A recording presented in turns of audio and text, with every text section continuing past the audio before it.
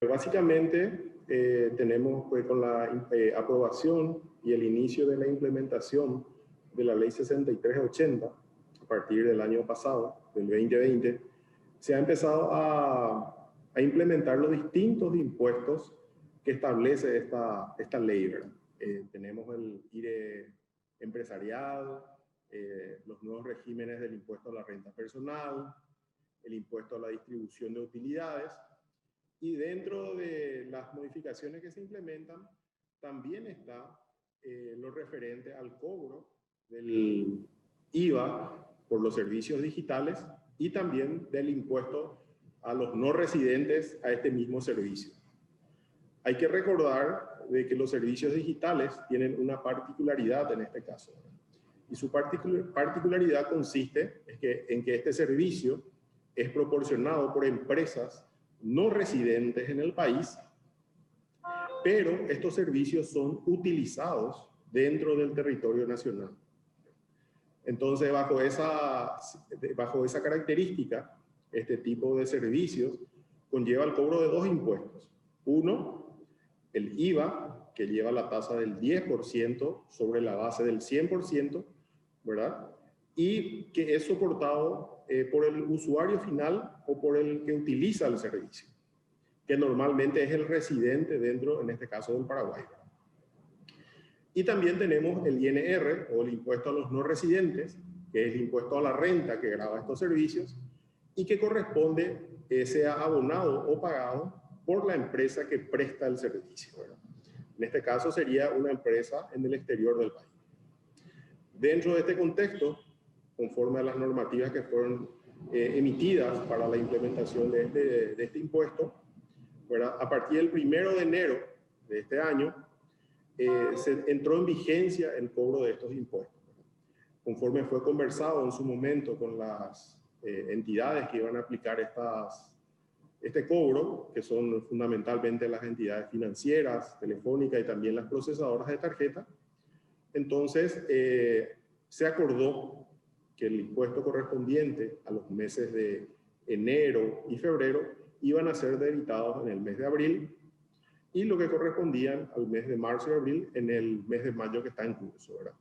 Esto fue básicamente acordado dentro del marco de la implementación, porque como sabrás, todo este proceso para aplicar los cobros conllevan ajustes a los sistemas, digamos, de cobro de esas entidades, y algunos ajustes también dentro de lo que es el sistema Marangatú de la SED.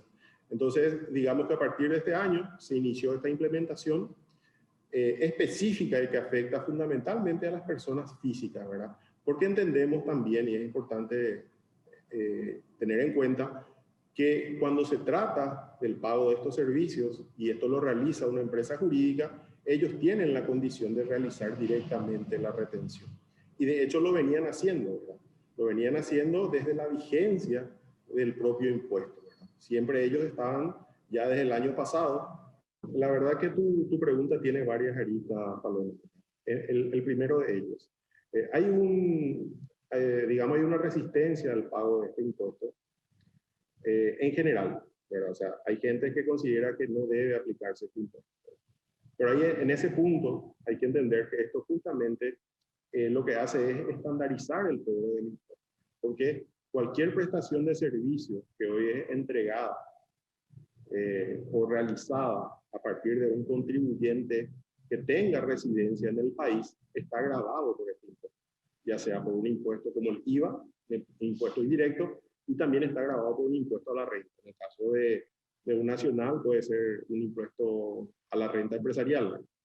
Entonces, básicamente, ambos impuestos también estamos trasladando a un proveedor que se encuentra fuera del país. Es decir, el impuesto a los no residentes, que es el impuesto a la renta, y el IVA, que es soportado por el que utiliza el servicio. Entonces, acá lo que estamos es cumpliendo un principio de equidad y de justicia tributaria para que todas estas prestaciones, ¿verdad?, o servicios, en este caso el digital, sean, digamos, grabados en un criterio de justicia y uniformidad. Esa es la primera contestación. En otro contexto, también se tuvieron algunos reclamos de determinados contribuyentes o usuarios, por sobre todo de tarjeta, que se sintieron afectados porque el débito del impuesto no correspondía por el hecho de que la compra que hicieron no era de un servicio digital, sino más bien era de un bien. Estuvimos en una conversación con la gente de las procesadoras de tarjetas y ellos nos comentaron que, por ejemplo, por un error en el procesamiento, y que también tiene su explicación, por ejemplo, se cobró el impuesto por la compra de una remera de fútbol. Usemos ese ejemplo. Pero ¿qué es lo que pasó?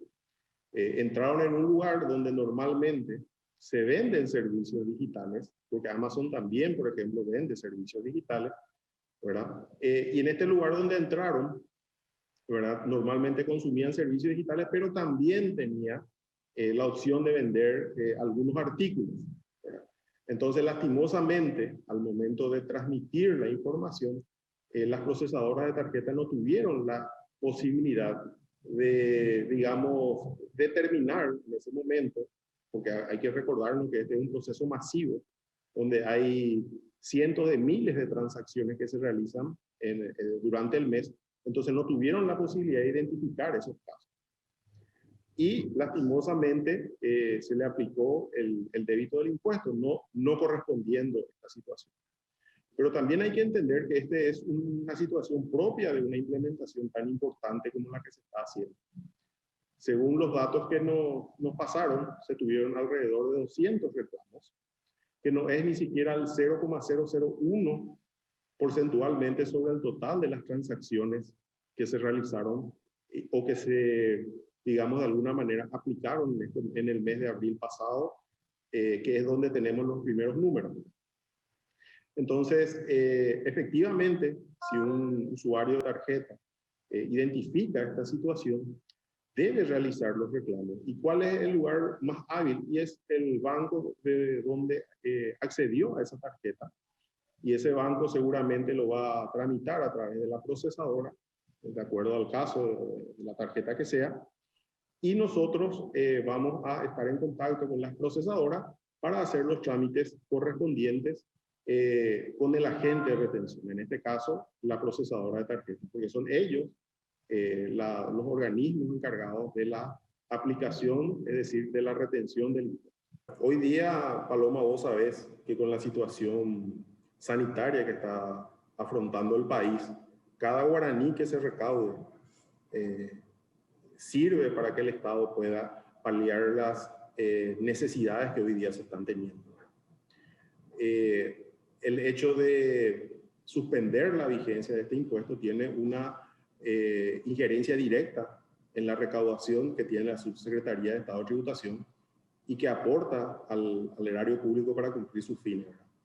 Te doy una referencia, ¿verdad? Que el impuesto recaudado en el mes de abril y entregado al fisco los primeros días de mayo está en el orden de los 9.000 millones de guaraníes, solamente referenciando el IVA, ese IVA que fue aplicado.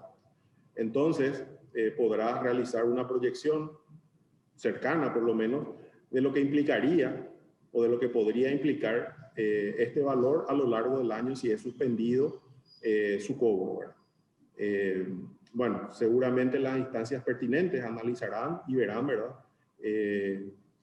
Cuál es la situación a decidir, ¿verdad?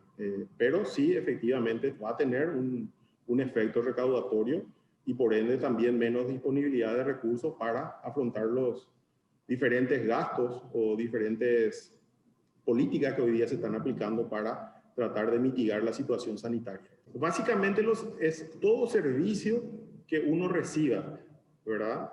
A través de un proveedor de Internet o una plataforma de Internet que normalmente está en el exterior del país y lo realice acá. Los ejemplos clásicos, ¿verdad? Los servicios de música, películas, hay también cuestiones, y ahí es importante tener en cuenta algo, ¿verdad? Fue un tema también cuestionado, el tema de los lugares en donde se accede a educación, ¿verdad?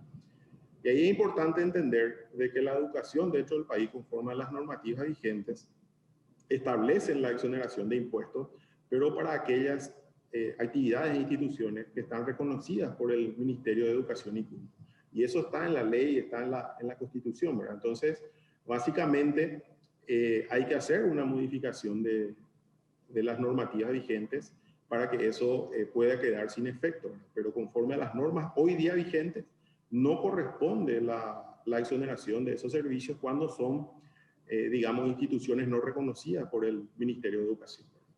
Eso es importante también traer a colación y comentar, ¿verdad? Y después todos los tipos de servicios, los juegos, las apuestas, los servicios digitales de marketing, publicidad, entre otros, ¿verdad? Seguramente el Ministerio de Hacienda va a estar analizando una vez que se tenga esa aprobación, si es que la hubiere, y estará recomendando al presidente de la República una postura al respecto, ¿verdad? En este momento no te sabría adelantar eso. Sí comentar, ¿verdad?, de que de que esta ley atenta directamente contra la recaudación, contra los recursos hoy que tanto necesita el país para afrontar la situación sanitaria.